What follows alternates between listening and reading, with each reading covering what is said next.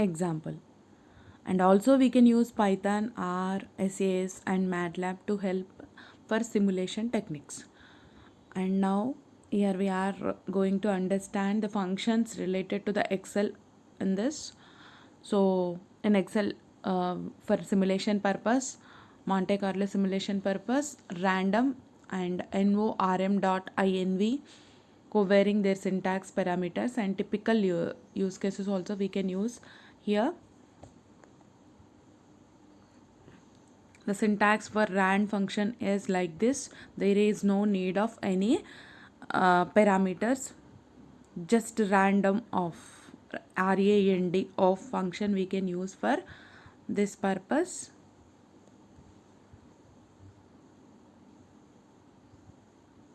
So the parameters we can understand here.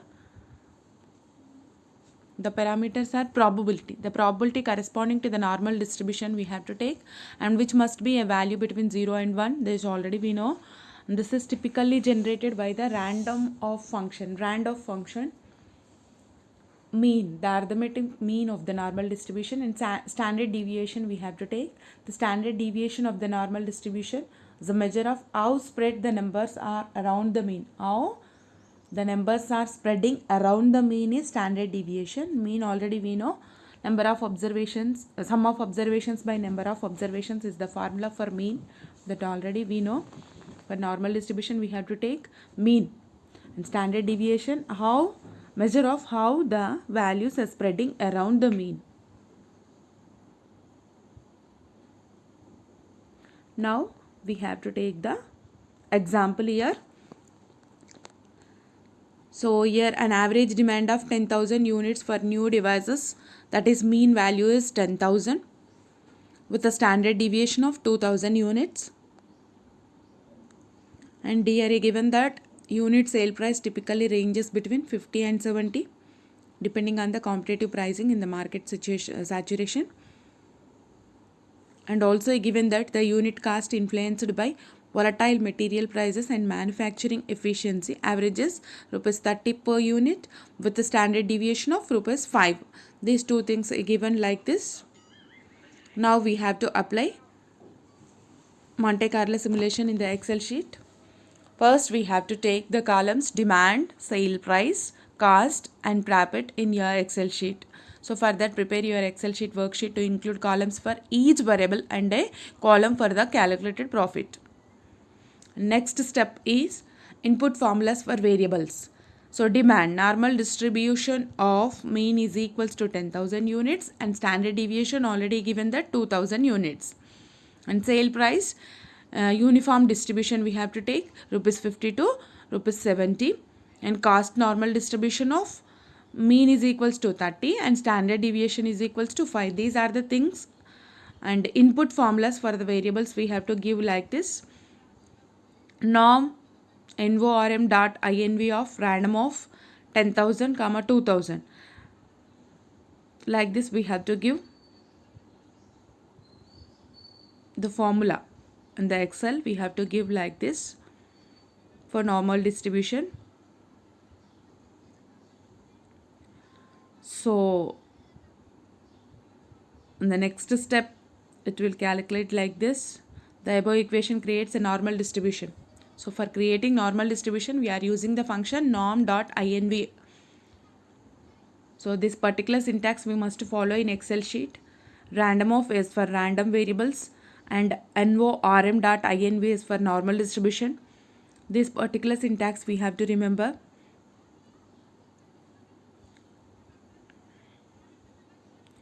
So we have to create columns first and give the data, then formulas we have to give for creating normal distribution.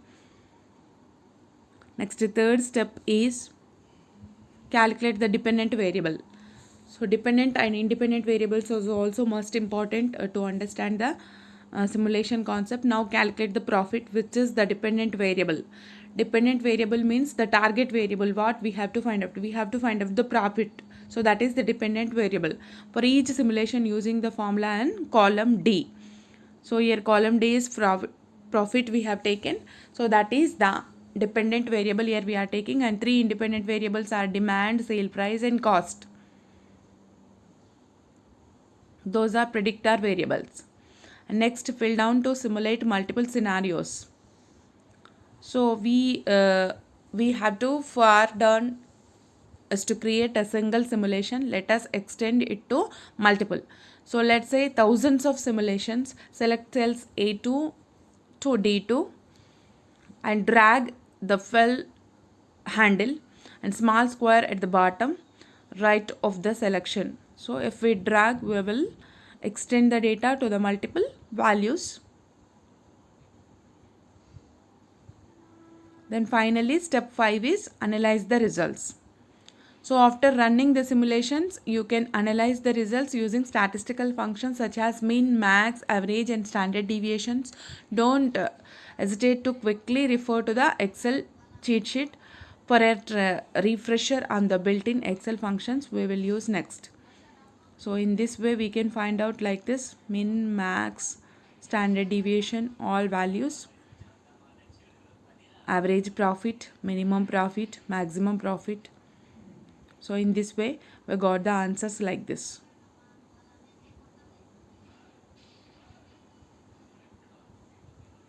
Just understand the concept by using Excel sheet, how we can use and what are the functions, what is the exactly syntax. That is most important thing we have to understand for each and everything in business analytics, whatever from starting we are doing. Next we have what if analysis, and which is also a decision support technique used to predict the outcome of different scenarios, and this is completely deterministic, not like Monte Carlo simulation. What if analysis is deterministic, and here principles of what if analysis are: evaluate how changes in input variables affect the output system in a deterministic manner, and steps involved here are: identify input variables are predictor variables, and next define the relationship between input and output variables, and modify inputs to simulate different scenarios, analyze and compare results. Techniques in what if analysis are scenario analysis, evaluate predefined scenarios, best case and worst case, and sensitivity analysis also we can do, examine how sensitive the output is to changes in specific inputs, how the input variables are affecting the output variables we are finding in a deterministic way is the what if analysis. And applications here are business planning and strategy, budgeting and financial forecasting, risk management and mitigation, system performance evaluation. Here differences between Monte Carlo simulation and what if analysis. Already I said that Monte Carlo simulation is probabilistic and randomness here we can observe, and while coming to the what if analysis, here this is completely deterministic, the outcomes by altering inputs manually, and input type is random samples in the case of Monte Carlo simulation, and while coming to the what if analysis, deterministic, and while coming to the output, probability distributions we can use, and while coming to the what if analysis, specific outcomes for defined scenarios. That means altering inputs to get outputs is the scenario we have to follow. And applications are here: risk assessment and uncertainty modeling, and while coming to the what if analysis, the applications are scenario planning and decision support. Both are supporting for decision making, and mostly risk assessment in the case of Monte Carlo analysis and uncertainty modeling are the best applications, and while coming to the what if analysis, decision support is mostly the goal. Next we have verification and validation. So this we can understand by differences. So what is verification? Ensures the product is built correctly according to the specifications is verification, which ensures the product is built correctly or not. And while coming to the validation, ensures the product meets user needs completely, needs and requirements completely need to reach. And while coming to the verification, process oriented, and validation is product we are validating, that is why that is product oriented. Verification is the process oriented, that means that is a process actually. While coming to the validation, we are validating a particular product, so that is why that is product oriented. And next objective of the verification is check correctness of implementation, and while coming to the validation, check relevance and how much it is useful as the validation purpose. And next one is performance performed by developers. Verification is performed by developers and quality assurance teams. And while coming to the validation, end user can validate, stakeholder can validate, like that. And next one is timing. During development we have to do verification, and after development implementation process is validation. And examples for this verification are code reviews, unit testing, integration testing. And while coming to the validation, system testing, acceptance testing, these are the examples for validation. So most importance of V and V we can see here, and applications also we can see here. Next we have simulation, advantages and disadvantages. This you can read. Next one is risk analysis. So this risk analysis is the concept may last in this decision trees. I may not going to say now because you can read decision trees. So what is risk analysis? That first you have to understand risk analysis. So risk analysis is the process of identifying, assessing and prioritizing risks, and that can affect a project, organization or system. It helps in understanding potential uncertainties, how the risk is going on. We are doing analysis as risk analysis, and these also you can read simply and can understand. So risk matrix, and next Monte Carlo simulation, decision trees, sensitivity analysis. These all you can common techniques for risk analysis, or the techniques here we can use like this. These also you can read, previously already I said.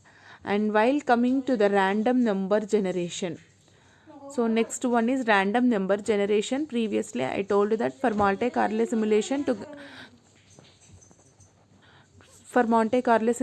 to get a random sample, random number generation is the technique we have to use. And here various kinds of problems I provided in the material. So just understand and observe the problems and techniques related to random number generation. This topic is very clear one, elaborated one. You can understand from this material.